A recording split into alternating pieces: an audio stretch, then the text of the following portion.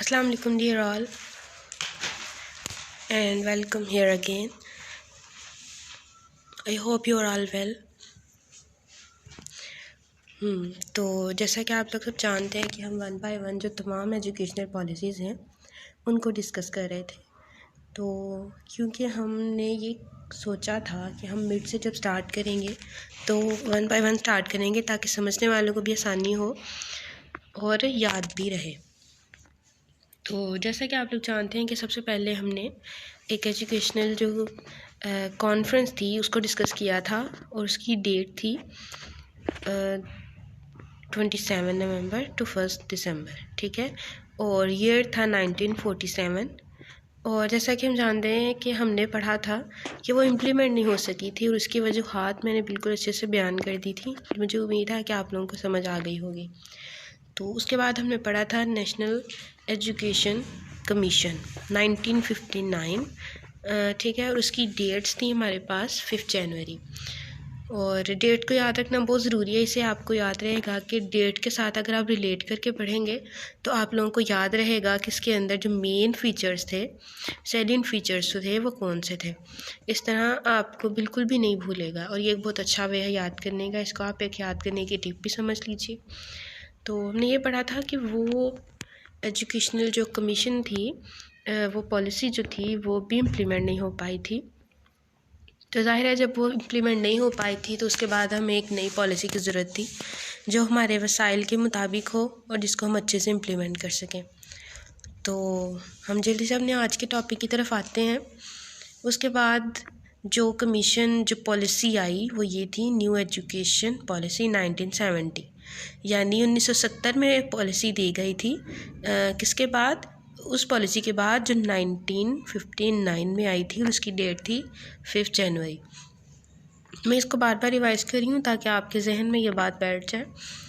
तो हम बिना किसी इस टॉपिक को लंबे किए हम इसको पढ़ते हैं। तो ये टॉपिक था, इसका हम स्टार्ट करते हैं बिल्कुल इसके फ़ीचर्स को कि क्या था।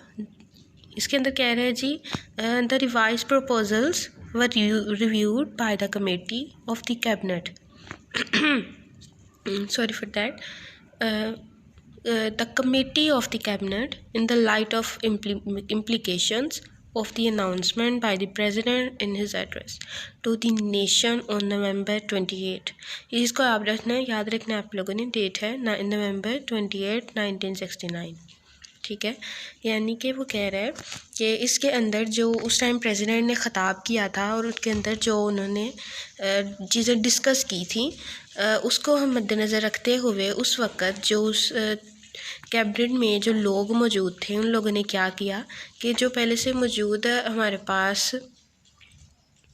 चीज़ें थी उन्होंने दोबारा उसको रिव्यू किया। जो पॉइंट्स जो सोचा गया था कि हमने इसके मुताबिक अपने तालीमी निज़ाम को चलाना है उनको दोबारा रिव्यू किया गया था। तो इसका ये बहुत ही शॉर्ट फॉर्म है इसकी, क्योंकि पहले जो पॉइंट्स जो फीचर्स बयान किए गए थे उन्हीं चीज़ों को दोबारा इसके अंदर रिव्यू किया गया था कि हमने किस तरह से इसको बेहतर करके चलना है, ठीक है। तो इसकी डेट उन्होंने क्या दी है? 28 नवंबर 1969। The second point was the education policy was finally. देखें, अब पिछले पॉइंट में कह रहा है कि उन्होंने रिव्यू की थी। जो भी प्रेसिडेंट ने कहा उन मुख्तलिफ़ फ़ीचर्स की, उनको जो पॉइंट्स बोल सकते हैं हम उसको आम ज़बान में, कि उन नुकात की रोशनी में जो उन लोगों ने रिव्यू किए, ठीक है। तो फिर नेक्स्ट में वो कह रहा है कि the new education policy was finally adopted by the cabinet on March 26, 1970। 28 नवंबर को उन्होंने रिव्यू करना स्टार्ट किया एंड फाइनली जो अडॉप्ट की गई है वो 26 मार्च 1970 में जी। तो इसके लिए हमें 2 डेट्स याद रखनी पड़ेगी कि 28 नवंबर को उन्होंने रिव्यू करना स्टार्ट किया एंड 26 मार्च 1970 में उसको अडॉप्ट कर लिया गया। नेक्स्ट है the new education policy has following salient features. जो ये न्यू एजुकेशनल पॉलिसी है, इसके कुछ ख़ास फीचर्स हैं, बिल्कुल नुमाया फीचर्स तो थे, हम सिर्फ उनको डिस्कस करेंगे ताकि हमको अच्छे से याद रह सके। तो फर्स्ट फीचर है एम्फसाइजेस ऑन आइडियोलॉजिकल ओरिएंटेशन, यानी इसके अंदर जो हमारे आइडियोलॉजिकल जो रुझान है हमारे किसी भी चीज़ के बारे में, उन पर ख़ास मतलब तवज्जो दी जाएगी और उन पर ज़ोर दिया जाएगा। और वो क्या है कि एक ज़हनी सतह पर जब हम कोई काम करते हैं, क्रिएटिव वर्क करते हैं, तो उसकी जो क्रिएटिविटी होती है वो अपना मकाम आखिरकार हासिल कर ही लेती है। ये अक्सर आप लोगों ने सुना होगा कि उस्ताद कह रहे होते हैं कि आपने रट्टा नहीं लगाना, आपने इसको समझ के पढ़ना है, ये ज़्यादा फ़ायदेमंद है। रट्टे में आप लोग एक पेज भी याद कर लेते हो तो वो इतना फ़ायदेमंद नहीं होता जितना आप 2 लाइनें समझ के पढ़ते हो। तो इसमें वो कहने के जो आइडियोलॉजिकल ओरिएंटेशन हम उसके ऊपर ध्यान देंगे, एक ऐसी सोच पैदा करेंगे जो कि आइडियोलॉजी पर कायम हो, ना कि रट्टा सिस्टम पर, ना पढ़ी पढ़ाई कॉपी पेस्ट वाले सिस्टम पर। तो वो आइडियोलॉजिकल ओरिएंटेशन पे जोर देंगे। तो इसके बारे में एक और चीज़ मुझे याद आ रही है कि एक लिंग्विस्ट है जिसको हम फादर ऑफ लिंग्विस्ट भी बोलते हैं, तो नॉम चॉम्स्की उनका नाम है। अगर आप, मुझे उम्मीद है आप लोग जानते होंगे। तो उन्होंने आजकल में मतलब हाल ही में उन्होंने एक नज़रिया पेश किया है, उन्होंने एक रिसर्च की है। तो उन्होंने कहा कि पाकिस्तान के अंदर जो दी जा रही है एजुकेशन, हायर एजुकेशन यूनिवर्सिटीज़ में, तो वो ऐसी है कि वहाँ पर क्रिएटिविटी नहीं है, वहाँ पे कॉपी पेस्ट चलता है। यानी कि लोग जो पीछे लोगों ने रिसर्चेस करके लिख दिया वो ये याद करते हैं और पेपर में लिख देते हैं, मतलब अपने जहन को इस्तेमाल नहीं करते, उस पर रिसर्च नहीं कर रहे हैं। तो ये एक बहुत बड़ा उन्होंने पॉइंट रेज़ किया कि पाकिस्तान के अंदर जो एजुकेशन है वो किस साइड पे जा रही है। तो यही शुरू से लेकर अब तक हमारा मोटो रहा कि हम अपनी जो नई नस्ल है हम उसको क्रिएटिव माइंड बनाएंगे, हम उनको एक दलाइल की तरफ लेके जाएंगे, उनको हम बेस देंगे। मगर ऐसा करना हमारे लिए बहुत मुश्किल होता जा रहा है क्योंकि यहाँ पे एक रुझान बन चुका है रट्टा सिस्टम का और कॉपी पेस्ट का, जो कि बिल्कुल भी हमारे लिए अच्छा नहीं है और ज़हर कातिल साबित हो रहा है। तो हम नेक्स्ट पे आते हैं, emphasise on science and technology education. आपने ये चीज़ गौर की होगी कि पीछे 2 जो हमने पॉलिसीज़ पढ़ी हैं उनमें भी इसी बात पे जोर दिया गया है कि हमें टेक्नोलॉजी एजुकेशन और साइंस पे बहुत ज़ोर देना है। और उसकी वजह ये है कि हमने बहुत अरसा जो है वो निकाला था लोगों के अंडर रहकर, हमने ग़ुलामी में वक्त गुजारा, तो हमारे जहन वैसे बन गए हुए थे। और हम साइंस को, कुछ लोग और कुछ ऐसे लोग थे जो पढ़े लिखे तो नहीं थे पर ख़ुद को आलिम कहते थे, तो जो वो कहते थे कि जो साइंस है या इंग्लिश पढ़ना है वो हमारे लिए ठीक नहीं है, वो मुस्लिम्स के लिए ठीक नहीं है। हालांकि हमारे कुरान में, हमारे हदीस में, हमारे नबी, हमारे रब यही कहते हैं कि आप सोचो, ठीक है, आप रिसर्च करो।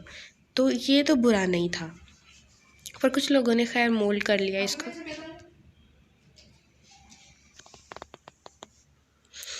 And the third point is decentralisation of educational administration. इसका मतलब है कि एजुकेशनल एडमिनिस्ट्रेशन, जो हमारा इंतज़ामिया है, हम उसको कोई मरकज़ नहीं देंगे। मरकज़ मतलब हम उसको कोई ऐसी चीज़ नहीं देंगे जिसके गिर्द हमारी एजुकेशन घूमती रहे और उसके अपने मकासद जो हैं हम उनको पूरा ना कर पाएँ।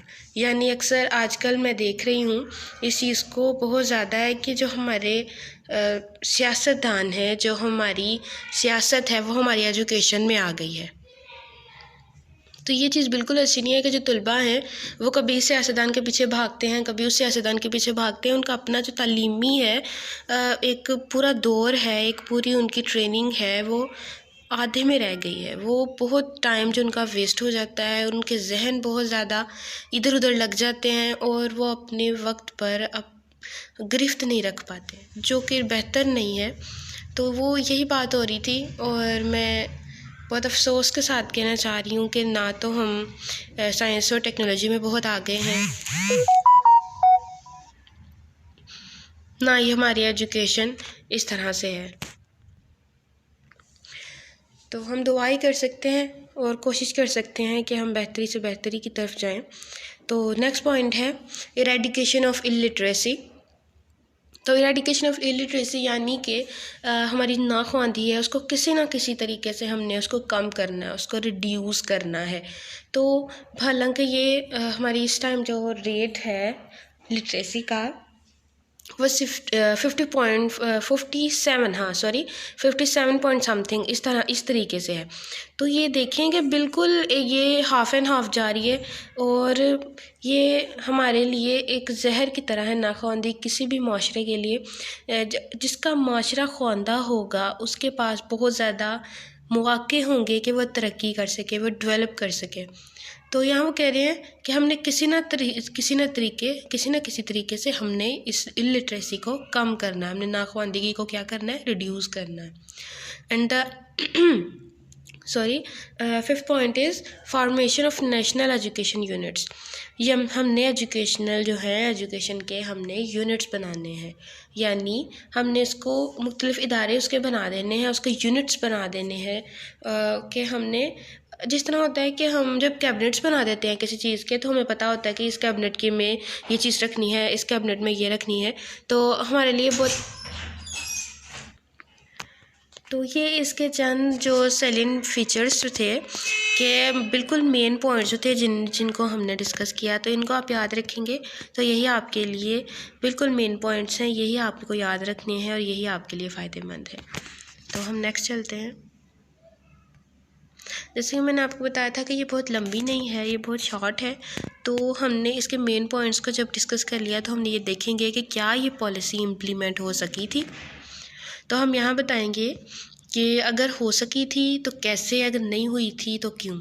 तो यहाँ इसका जवाब है this policy was not implemented. वो कहने की जो पॉलिसी है वो इम्प्लीमेंट नहीं हो सकी थी।